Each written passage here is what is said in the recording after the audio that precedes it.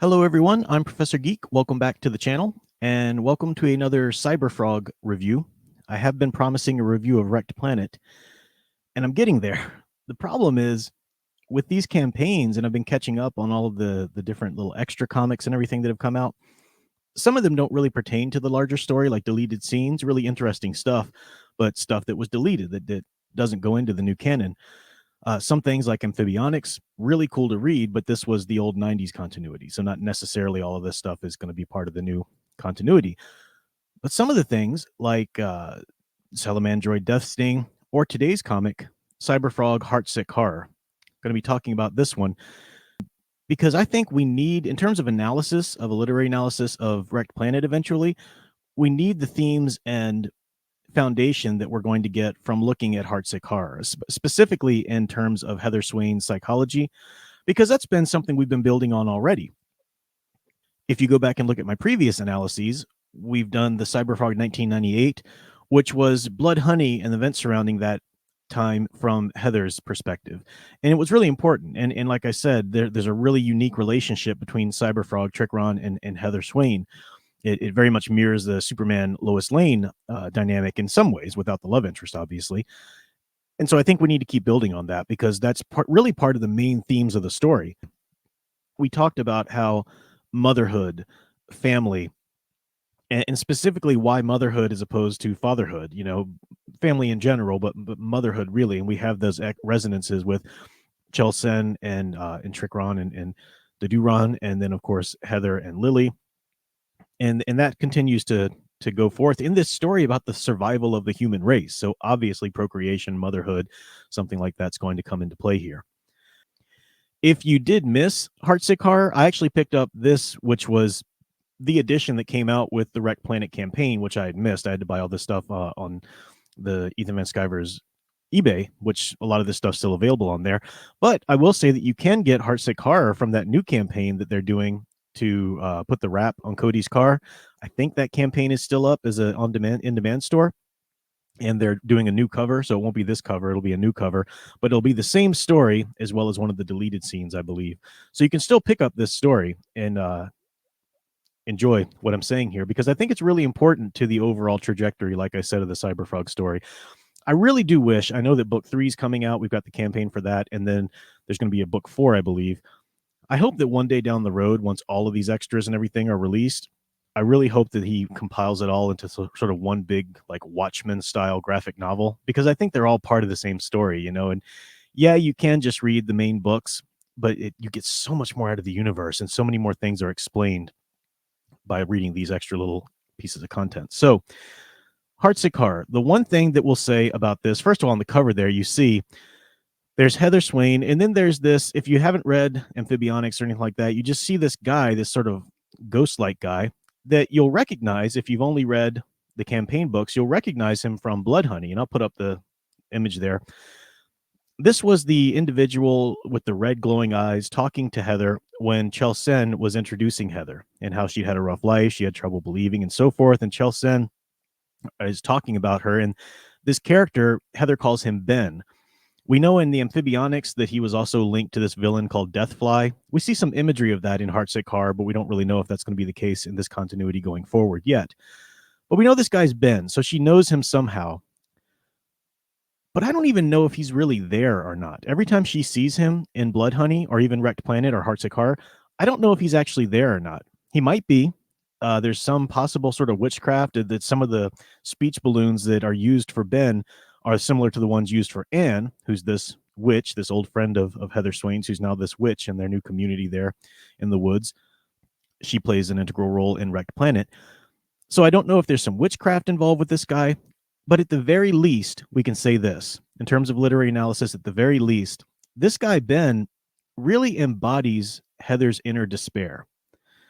Heather's been dealing with this. We know that Chelsen's narration of her talking about growing up with the abusive stepfather, and then as she tells Trick Ron when he saves her, Cyberfrog when he saves her, says, I'd almost given up. I'd really almost given up. And he says, never give up. So this character, Ben, is really, whether he's real or not, and to what level of degree he's actually there or not, at the very least, he's the personification of her despair, her temptation to give in.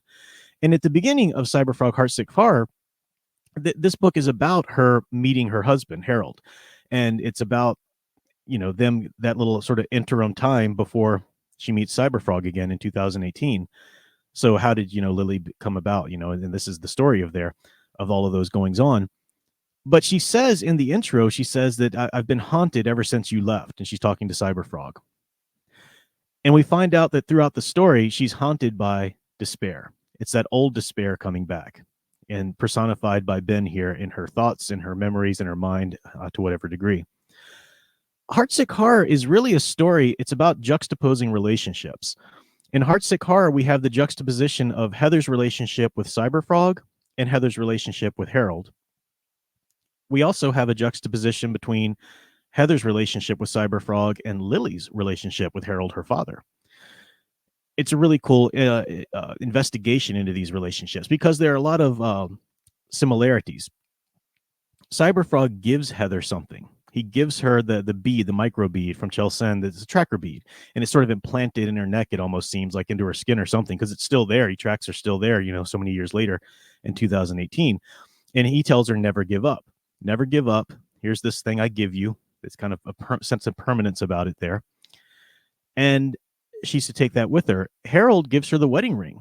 And in the moment that he gives her the wedding ring in the book, he tells her, you'll never have to be afraid again. So he gives her something that's a sense of permanence, and there's a message with that too. You'll never have to be afraid again. Harold is wearing green when he shows up, and that's, Lily calls attention to that because they're all supposed to be wearing red and green, just like Cyberfrog, right? Cyberfrog leaves. He doesn't leave her outright, but he's wounded, and for all intents and purposes, he leaves, and he's out of sight. She doesn't know where he's gone. He's hibernating and healing. But Harold straight up leaves, and we're not really exactly told why. We think it's probably maybe to go out and look for supplies with his group again. I don't know. Some of the deleted scenes develop a possible story for that. I don't know how much of that will play into the main continuity or not. But he leaves. He leaves wearing green again. And in the introduction, Heather says, I was waiting for you to find me, because when Cyberfrog gave her that tracker bead before the Vespa's attack, he said, take this, I'll find you. Keep walking, and I'll find you. And she says, I've pretty much been doing what you told me to do. I've been walking. I keep walking. I'm surviving. I'm trying to make it through the next day, trying to fight against this sense of despair. Lily is waiting for her father to come back. And she says, I know he'll find me. Uses that same language. I know he'll find me. He'll find me.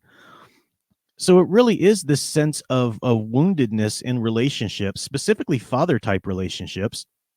If you think about Heather and her abusive father, now Lily and her father, who's basically abandoned her. Again, we don't know all the reasons behind what's going on there. Heather thinks Cyberfrog has abandoned her. He's not really a father figure to her, but he is this representation of hope, representation of not giving up, of escaping, of continuing to press on and live your life as she's doing there. It's interesting that in the wedding scene, when Heather marries Harold, then it cuts to their wedding night when, they're presumably going to consummate their marriage. And she talks about in the narrative, she said, I wanted to give myself to you fully. I wanted to just fully give myself to you, but I just couldn't. Every time I've been involved with someone, every time I've loved someone, they've left me. There's been pain there. It's hurt. I'll just read you because it's so good. She says, there's supposed to be a rebirth of romance, passion, trust, and faith, but my senses were still uncertain, and I'm sure he could tell. How could I ever explain? How could I tell this man that I've committed myself to? Everyone I've ever loved has been taken from me at the exact moment I needed them most. And we don't know what happened with her actual birth father, but we know this is certainly the case with Cyberfrog. He was taken from her by the Vespas. And she certainly needed her husband to raise her daughter with, and that was taken from her as well. So we do have that juxtaposition there of Cyberfrog's relationship with her and Harold's relationship with her. Now, Cyberfrog came back as soon as he possibly could. We don't know what's going on with Harold yet. Why did he even leave? Why is he staying away? We do get a sense of that there's he's dropping the ball a bit. That's the sense I get anyway. In terms of the juxtaposition between Lily and her father in Cyberfrog and Heather, again, Harold wears green all the time in all the flashback. He's wearing this green tank top. Lily's even on his back at one point, holding up two strands of his long hair, and they almost sort of resemble the shoulder fins of Cyberfrog. Of course, we know that in throughout Blood Honey and Wrecked Planet, Cyberfrog is trying to be a father figure to Lily, or at least just trying to get her mind off of her father. You might not have that notion in his mind, I want to be a father to you, but and all, that's really what it amounts to. So a really great exploration of that. And Heartsick Horror ends with the moment that Blood Honey ended, with Cyberfrog coming back. And it's a wonderful moment. And it really kind of gets you up to speed once again to the point where you were at the end of Blood Honey. But now you've got all this context. You've got all this emotional context of what Heather's gone through. And as she's waiting, as she thinks Cyberfrog's possibly dead, and as she's waiting for Harold to come back, if he ever will, she gets these visions of Ben coming to her again. And Ben comes to her, if not in the shape of Deathfly per se, probably in the shape more of like a Vespa itself. And he's sort of holding Lily in his arms, in this vision anyway, and he says, look, I'll tuck you both into a nice warm grave. How could the afterlife be any worse than what you're going through now? And this is what makes this comic book a real human story, because this is part of the human experience. I don't necessarily mean having suicidal tendencies. That's something that some people face, and that's horrible, it's tragic. But it is part of the human experience to whatever degree, to wonder why go on. And I'm not talking about suicidal tendencies. I'm not talking about actually contemplating or ideations or anything like that. I'm just talking about you to live every day, to get out of bed every day. You have to have a reason. You have to have a reason. There has to be something in your mind that says, what I'm doing, the pain of getting up, the pain of facing whatever challenges you have to face, the pain of dealing with whatever trauma you have to deal with. You have to think that that's worth, or that's better than simply not existing or simply being dead. If you don't think that, then why go on? And sometimes we can, depending on what your state is, you can kind of fool yourself into just not thinking about it so much. Religion certainly gives people these reasons to move on, philosophies and so forth, but it's very much part of the human experience. And one of the reasons that people go on is family. Family needs me. Even if I can't right now very, distinctly contextualize in my mind why I would rather be facing this challenge than not existing, I know I need to exist for my family, right? That's the answer that a lot of people come to, at least in the moment. And again, there's religion, there's all these kinds of things, but it's very much a human experience. And seeing what Heather's gone through specifically, it's a great journey. So this is a fine book. Heartsick Horror is not just a little throwaway extra edition. Heartsick Horror is a necessary read, in my opinion. Anyway, it's a necessary read to get you into the themes of Wrecked Planet that we will be looking at as we analyze that book soon. Again, I know if you're waiting for Wrecked Planet, I'll get there, I promise. It's just that this book is a necessary stepping stone to that book, and we will get there. I also have an analysis coming up of John Malin's Graveyard Shift, Volume 1. He's just released a campaign for, I think, Volume 5, but that's coming as well.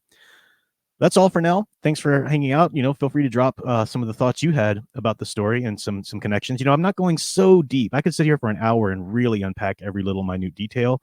This isn't the comprehensive be-all, end-all of my analysis of these books. But I don't know, it's you. I don't have much time to watch a YouTube video over 15, 20 minutes tops. So I never like to make mine much longer than that. But I think this is it's good. It's a good way to use comics to really dig into some deeper literary themes. So enjoy. Grab a copy of this and enjoy. Get it on the new campaign. And let's just keep going with these great comics. I'll keep analyzing more as I read them. Thanks for watching. And until next time, keep enjoying and digging deeper into these true blue hero stories you love.